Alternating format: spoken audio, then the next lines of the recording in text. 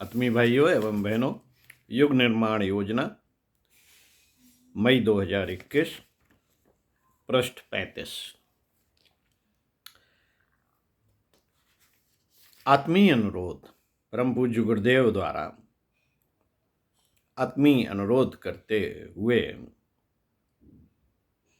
जो विषय अंतर्गत लेख है वह है ईश्वरीय कार्यों का समर्थन और सहयोग करें। सभी गायत्री भजन कृपया ध्यान से सुने। पूज्य गुरुदेव को उनके मार्गदर्शक ने 15 वर्ष की आयु में ही जो निर्देश दिए उनका पालन तो उन्होंने किया ही, स्वाविवेक का अनुसरण करते हुए अन्य कई राष्ट्रीय और सामाजिक जिम्मेदारियां भी उन्होंने बखूबी निभाई। उनमें से सर्वाधिक महत्व का कार्य था आजादी की लड़ाई में सक्रिय भागीदारी, जिस पर यहाँ प्रकाश डालने का प्रयास है। शेष अन्य कार्यों का उल्लेख इस पत्रिका के जून अंक में किया जाएगा। साथियों, समाज में कुछ ऐसे व्यक्ति हैं जिनमें परिपक्वता का अभाव है तो परिपक्व उम्र से, लेकिन अभाव है परिपक्वता का।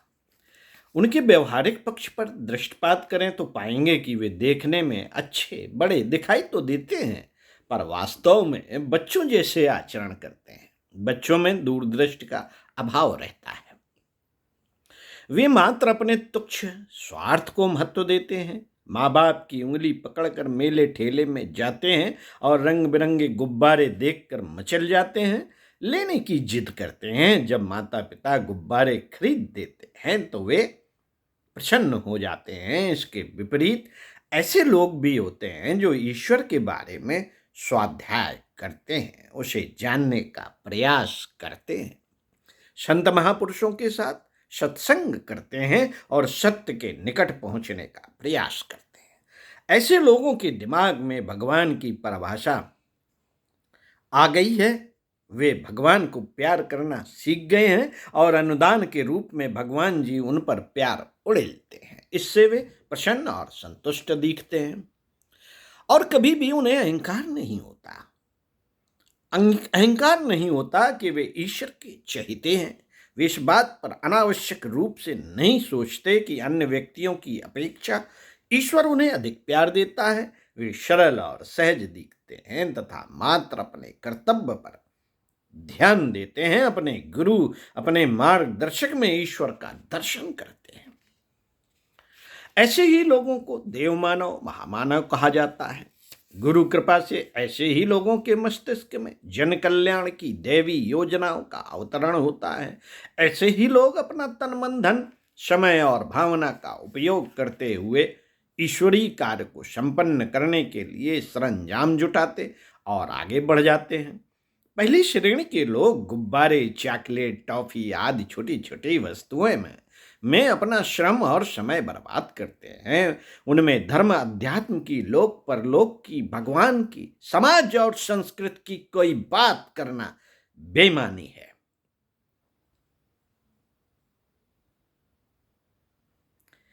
उनसे तो यही कहा जा सकता है कि अपना पेट भरिए, अपनी इच्छाओं की पूर्ति कीजिए और साधारण इंसान की भांति पड़े रहिए।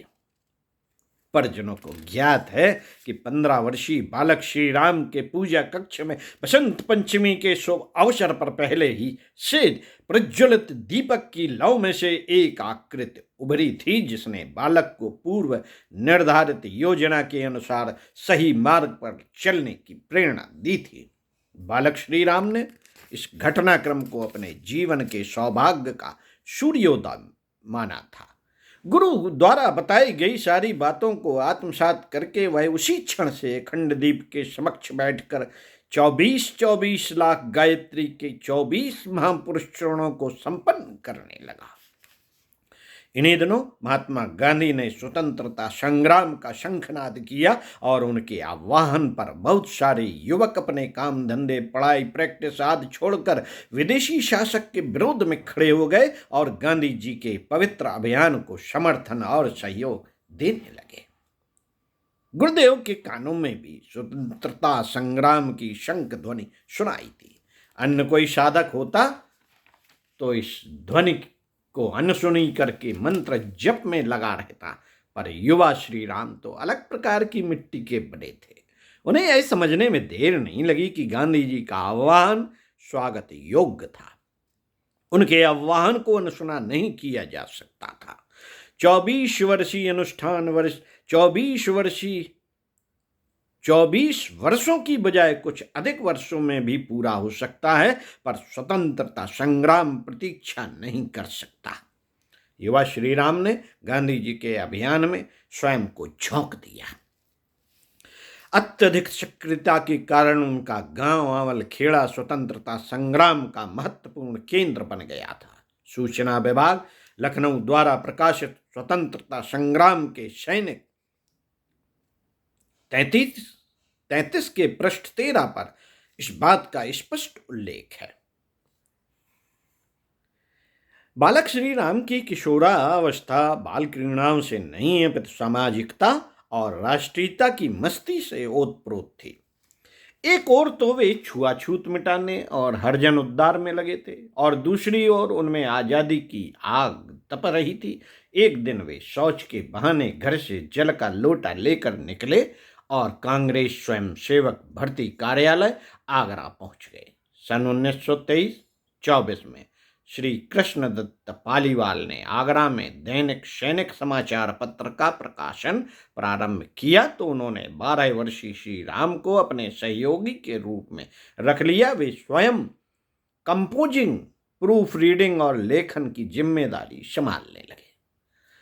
श्री गणेश शंकर विद्यार्थी भी श्री राम को प्रोत्साहित करते रहे। अब वे क्रांतिकारी गीत भी लिखने लगे जो आगरा की दैनिक सैनिक और कोलकाता की दैनिक विश्वामित्र, किस्मत और मस्ताना जैसी पत्रिकाओं में छपने लगे। इन गीतों ने आगरा व अवध से लेकर बंगाल तक स्वतंत्रता के प्रति जागृति पैदा करने में भरपूर योगदान दिया। चिरंजीव पुस्तकालय में इन गीतों को सुरक्षित रखा है। कवि श्री बालकृष्ण शर्मा नवीन ने एक बार श्री कृष्णदत्त पालीवाल से कहा, मैं कांग्रेस के नेताओं से तो बहुत मिल चुका हूं, मुझे किसी स्वयं सेवक से मिलवाइए जिस पर गांधी की छाप हो। पालीवाल जी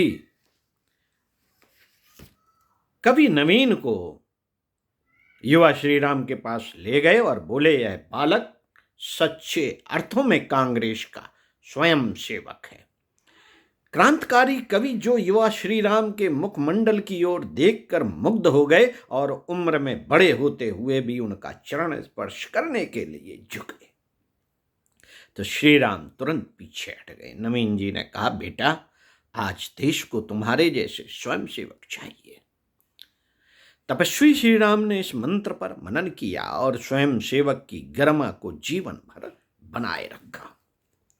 स्वतंत्रता संग्राम में जेल जाने वाले सत्याग्रहियों के घरवालों की आजीविका चलाने के लिए समाज के संपन्न वर्गों से बड़ी मात्रा में सहयोग राशि प्राप्त होती थी। उन दिनों श्री B.V.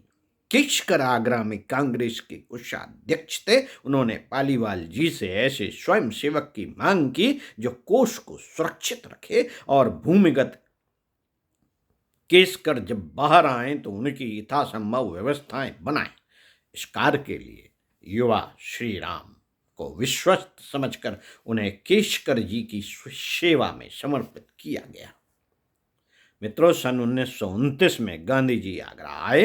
उन्होंने स्वतंत्रता संग्राम का शंखनाद करते हुए लोगों से लाहौर अधिवेशन में पहुंचने की अपील की। आचार्य जी भी लाहौर पहुंचे। जब रावी तट के कांग्रेस अधिवेशन में पूर्ण स्वराज का प्रस्ताव पारित हुआ तो वहां के उत्साह को देखकर वे भाव विभोर हो उठे। स्वतंत्रता की यह चिंगारी उनके प्रयासों से आंवलखेड़ा में पहुंचकर अनेक युवाओं को झकझोरने लगी। गांधी जी के सत्याग्रह ने तूफानी गति पकड़ी। सत्याग्रहियों के जत्थे नमक आंदोलन में लग गए। आगरा से 40 किलोमीटर दूर जरार कस्बा सत्याग्रह का प्रमुख केंद्र बना। उसे कांग्रेस की छावनी कहा जाता था। कलेक्टर विलियमसन ने अंग्रेजों के पिट्ठू जमींदार सूरजपाल को कांग्रेस की छावनी हटाने का आदेश दिया और ऐसा न होने पर उसकी जमींदारी छीन लेने की धमकी भी दी। सूरजपाल ने सत्याग्रहियों पर हमला बोल दिया। युवा श्रीराम भी वहां सत्याग्रहियों के साथ डटे थे। इसी बीच कलेक्टर विलियम्सन ने भी पुलिस फोर्स से आक्रमण कर दिया। एक और आगे बताएंगे अगले वीडियो में। ओम शांति।